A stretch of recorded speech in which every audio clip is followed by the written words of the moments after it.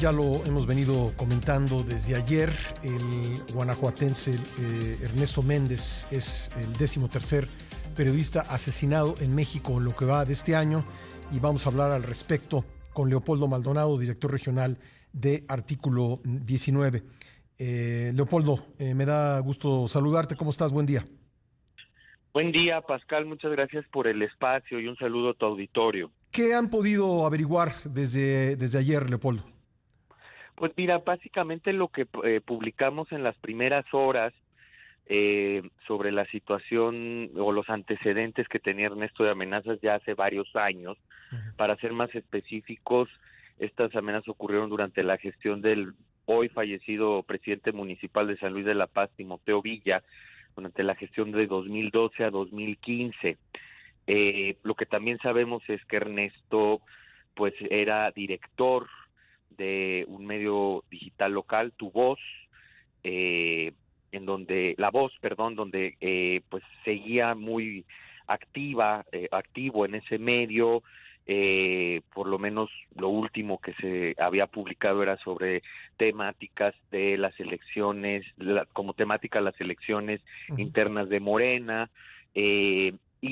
Bueno, tenía 18 años de trayectoria como periodista. Había trabajado en otros medios de comunicación estatales como Zona Franca.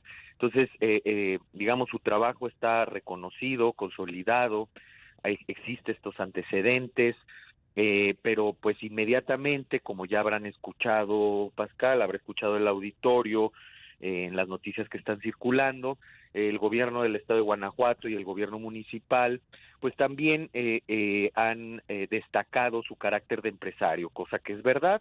Él era empresario, él tenía una concesión para la feria del noreste del noreste del estado que está por celebrarse, y incluso esto lo están manejando como una hipótesis de investigación a la par de la hipótesis sobre su trabajo periodístico. Lo que hay que destacar, y para otra vez marcar un punto de preocupación, Pascal, es que inmediatamente desde el gobierno de Diego Sinoé y desde el gobierno estatal, desde el gobierno municipal, el alcalde Luis Gerardo Sánchez destacaron que, bueno, ocurrió el asesinato en un depósito de cerveza, que estaban tomando a deshoras, y entonces ya comienza una narrativa y un guión que apunta pues otra vez a estigmatizar a las víctimas y que apunta pues a que haya un sesgo en las investigaciones. Como ya sabemos, pues lo primero que se pretende descartar es el móvil, el trabajo periodístico como móvil del crimen, o es lo último que se investiga y se investiga a regañadientes. Entonces, evidentemente esto preocupa y preocupa mucho porque pues O se responde repiten a un las frases, patrón los de lugares comunes estigmatización de pública. caiga quien caiga hasta las últimas consecuencias, que realmente son frases huecas, ¿no?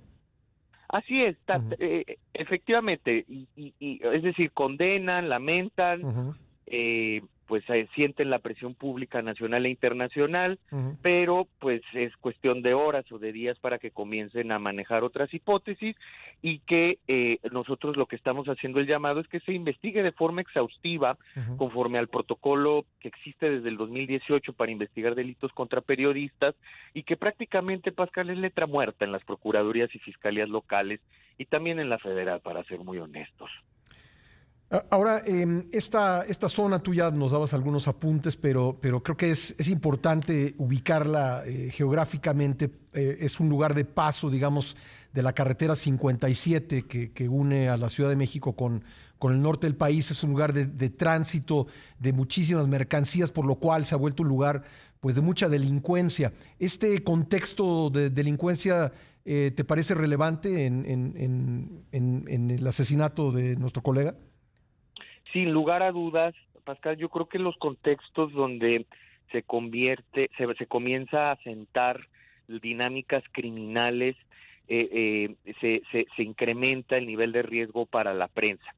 Es decir, muchas veces lo que se pretende manejar en el discurso es que, bueno, es resultado o es consecuencia de prácticamente la inseguridad que se vive en el lugar. Sí, pero precisamente también hay que ver si como parte de esa inseguridad hay una intencionalidad específica de acallar ciertos temas, Sí. ¿no? Es decir, no es en automático o no es una disyuntiva, no es excluyente. Uh-huh. Más bien, pues lo que hemos visto es que cuando el periodismo comienza a indagar sobre las relaciones de connivencia o complicidad entre los poderes políticos y los poderes criminales, es ahí donde se Se incrementan los vuelven muy riesgos y es ahí incómodos, ¿no? por supuesto, Sí, y fue lo que ha pasado en Tamaulipas, lo que hemos sí. visto en regiones de Chihuahua, Sinaloa, Guerrero, es decir, no está peleado o no es no es Uh-huh. excluyente.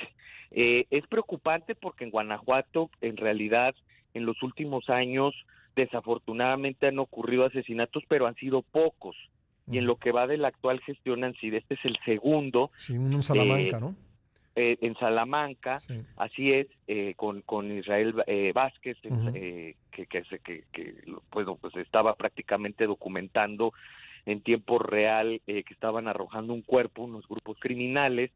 Entonces, evidentemente esta situación pues tendría que prender las luces de alarma antes de que se vuelva incontrolable y de que se empiece a recrear otra zona de silencio como las que ya empiezan a sentarse en diversas partes del país. Sí, dos preguntas. Leopoldo. Primero, hay una insistencia del gobierno federal en decir que no son 13 sino 11. No reconocen a dos colegas asesinados como periodistas y bueno, pues yo creo que es... no le quita la gravedad, pero de todos modos, pues llama mucho la atención en el manejo de estos números. ¿Tú qué piensas? Mira, yo creo que es también parte del deslinde que se pretende hacer siempre sin que vaya precedidas estas declaraciones de una investigación exhaustiva. Ujú. Pongo el ejemplo de uno de ellos a los que están descartando, como Roberto Toledo. Sí. A ver, si estás reconociendo el asesinato del director del medio Monitor Michoacán, que Ujú. ocurrió unas semanas después, Exacto. Armando Linares, pues evidentemente había un patrón pues de persecución y de violencia en contra del medio, más allá de si Roberto hacía cobertura periodística o no, Ujú. queda muy claro que el ataque era contra el medio cuando matan a dos integrantes en menos de 2 meses. Exacto. Entonces, me parece sobresimplificar esa problemática y justo por eso vemos con mucha reserva la información que se está presentando precisamente hoy en la llamada sección Impunidad Cero, Ujú. ¿no? No se puede descontextualizar esta situación, es mucho más delicado y mucho más especializado el trabajo de investigación forense y ministerial que se tiene que Ujú. hacer en crímenes contra la prensa. Sí, lamentablemente no podríamos entrar en detalle de caso por caso, pero sí me gustaría preguntarte respecto de estos 13 casos y la investigación que se ha llevado a cabo. ¿Qué dirías tú? ¿Se ha tomado con seriedad? Las investigaciones, digamos, han avanzado en la detención de personas y en tratar de conocer la verdad sobre estos casos? ¿En general sí o te parece que no? Mira, yo creo que es un signo positivo, por decirlo de alguna manera, que ocupen espacio, pues en lo que hoy se ha constituido, nos guste o no, como en la principal tribuna del país. Ujú. De eso a que hayan arrojado resultados concretos y que satisfajan plenamente los estándares internacionales que imperan en materia de investigación de delitos contra la prensa, ese ya es otro tema, ¿no? Lo que sí vemos es una propensión a presentar detenidos a Ujú. cifras abultadas, Ujú. sin un desglose, sin decir, bueno, son autores materiales, son autores intelectuales.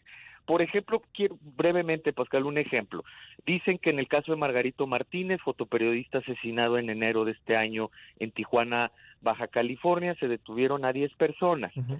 de las cuales únicamente 3 están vinculadas a proceso por su asesinato y otras 7 están vinculadas por otros delitos Sí, que pertenecían a la misma célula criminal. Ese es otro tema, claro. pero digamos, no se ha acreditado que fueron por eso hay que ver con mucha reserva y hay que indagar, escarbar en estas cifras que se están Sí. presentando para que no se nos presente pues como resultados alegres cuando realmente no lo hay. Sí. Otro elemento es que pues no han sido los únicos periodistas asesinados en el sexenio ni en lo que va del siglo, y ahí es donde también se tendría que rendir cuentas qué pasa con los casos del 2021 para atrás. Claro que ya son más de 30, ¿no? Sí, respecto a esto de las cifras, tienes toda la razón. Digo, un ejemplo que podemos poner de cómo con lo abultado de las detenciones se quiere dar la impresión de que pues se está avanzando en el caso. Ahí está el caso de los desaparecidos de Ayotzinapa, ¿no? Con más de 100 detenidos